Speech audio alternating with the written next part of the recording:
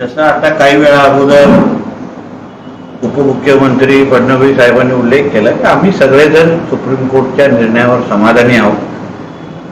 Supreme कोर्टने माननीय supreme कोर्टने काही observation नोंदवलेले आहेत. अधिकार अपात्रतेचा अधिकार जे आम्ही पहिल्या दिवसापासून बोलत होतो आणि आमचे अध्यक्ष राहुल नार्वेकरजी पण बोलत होते की हे ते अधिकार माझ्याकडेच येणार आणि त्याप्रमाणेच आज सुप्रीम कोर्टने निर्णय दिलेला आहे. वारंवार जे नार्वेकरांवर प्रश्नचिन्ह निर्माण करत होते, जे झिरवळांकडे काय डोंगर काय हे सगळं बोलून ट्विट करत होते. आता ते नालायक MBBS म्हणजे मुन्नाभाई हे LLB गेले कुठे? त्यांना विचारा आता की कायदा तुम्हाला जास्त कळतो ते नार्वेकरांना जास्त कळतो ते तुमच्या मालकाच्या मुलाच्या शिक्षकाला जास्त कळतो. म्हणून जे काही कायद्याच्या अनुसार होणार होतं ते सगळं त्या बाबतीमध्ये झालेलं आहे. आता महाराष्ट्राचा विकास करण्याची जबाबदारी आता शिंदे साहेब आणि देवेंद्र फडणवीस साहेबांवर आहे आणि त्या पद्धतीने पुढे जाणार. मुळात सुप्रीम कोर्टाच्या राज्यपालांच्या भूमिकेकडे सुप्रीम कोर्टाने आक्षेप नोंदवले होते, परंतु उद्धव ठाकरेंनी तडकाफडकी राजीनामा दिला आणि आता जर निकालामध्ये काही त्या निर्णयामुळे फरक पडला असं चित्र वेगळं असतं असं देखील निरीक्षण सुप्रीम कोर्टाने दिलं असतं. काय आहे, उद्धव ठाकरेला हा जो बाळासाहेबांनी दिलेला शाप आहे त्याच्यामुळे हा आजचा दिवस बघायला भेटतोय. स्वतःच्या वडिलांना जे त्यांनी वडील जाता जाता जे काही हाल अपेक्षा त्यांचे केले, जो काही त्रास बाळासाहेबांना दिला, बाळासाहेबांनी उभ्या आयुष्यामध्ये जो हिंदुत्वाचा विचार घेऊन जे बाळासाहेब पुढे जात होते त्या विचाराच्याच विरोधात जाऊन उद्धव ठाकरेंनी भूमिका घेतली आणि स्वतःच्या स्वार्थासाठी नैतिकता हा उद्धव ठाकरे सारखा माणूस बोलतो हे सर्वात मोठा जोक आहे. म्हणजे 2023चा जोकच आहे की उद्धव ठाकरे नैतिकतेबद्दल बोलतोय. कारण नैतिकता हे उद्धव ठाकरेचा काही संबंध नाही. कारण उद्धव ठाकरे सारखा स्वतःच्या धर्माशी बैमानी करणारा माणसाबरोबर असंच व्हायला पाहिजे. स्वतःच्या वडिलांच्या विचाराशी बैमानी करणारा माणूस म्हणजे उद्धव ठाकरे त्याला म्हणतात.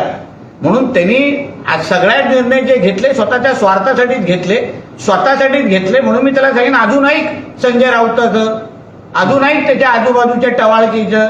ते तुला आता रस्त्यावर आणलेलं आहे उद्धव ठाकरेला. आता ना पक्ष राहिला, ना चिन्ह राहिलं, ना पद राहिलं.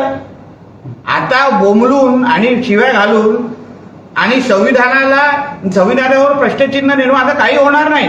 हाच निर्णय अगर त्यांच्या बाजूने आला असता तर संविधानाचा गोगोळा केला असता, काय मोठी मोठी भाषणं केली असती, काय कौतुक केले असते संविधानाचं. आता तुमच्या विरोधात आलं म्हणून राज्यपाल वाईट, म्हणून संविधान वाईट, म्हणून देश खतरे में है, संविधान, हे सगळे डायलॉग ऐकायला भेटणार. हे असे अनैतिक आणि आता अक्षरशः बेरोजगार झालेला उद्धव ठाकरे याला कोण ऐकायला बसलेलं नाही. आता सुप्रीम कोर्टाने आताच ताशेरे काय ओढलेले आहे तर त्यावर उद्धव ठाकरे यांनी आताच पत्रकार परिषद घेतली होती आणि त्यांनी सांगितलं की शिंदे आणि फडणवीसांनी राजीनामा द्यावा नैतिकतेवर.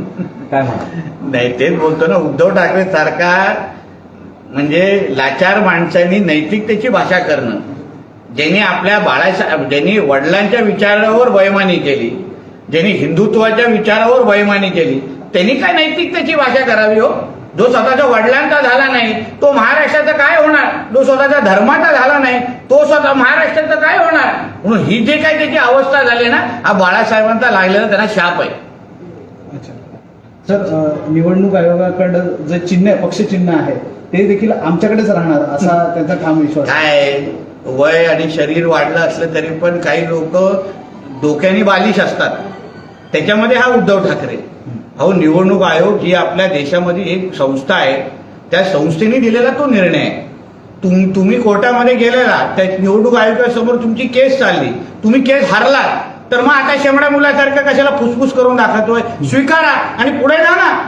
पक्ष स्वतः नवीन उभा करा, नवीन चिन्ह शोधा, नवीन नाव शोधा आणि महाराष्ट्रामध्ये फिरा ना.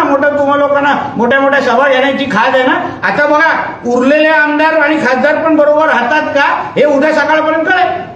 शेवटचा प्रश्न, उद्धव ठाकरे यांच्या राजीनाम्यावर नाराजी व्यक्त केलेली शरद पवारांनी देखील आणि पृथ्वीराज चव्हाणांनी देखील त्यावेळी पुस्तकात देखील त्यांचे उल्लेख. पवार साहेब आणि काँग्रेस जणांना आता कळलं असेल की कुठल्या बालिश माणसाबरोबर त्यांनी कुठल्या बालिश माणसाबरोबर महाविकास आघाडी स्थापन केली. अहो, ज्या माणसाला आज स्वतःच्या घर चालवायला येत नाही, स्वतःच्या वडिलांच्या विचारावर चालवायला येत नाही, ते काय ह्या महाराष्ट्राचं राज्य करणार हो? आज काय अवस्था करून ठेवलेली त्याची राज्याची आणि काय झालेलं आहे तुम्ही बघा. म्हणून पवार साहेब आणि काँग्रेस जणांना मी सांगेन, मना विनंती करीन की जेवढा लवकर होत नसेल ह्याच्या ढुंगणावर लाट मारून बाजूला करा. हा तुमचं कोणाचंही भलं करू शकणार नाही. Thank you sir.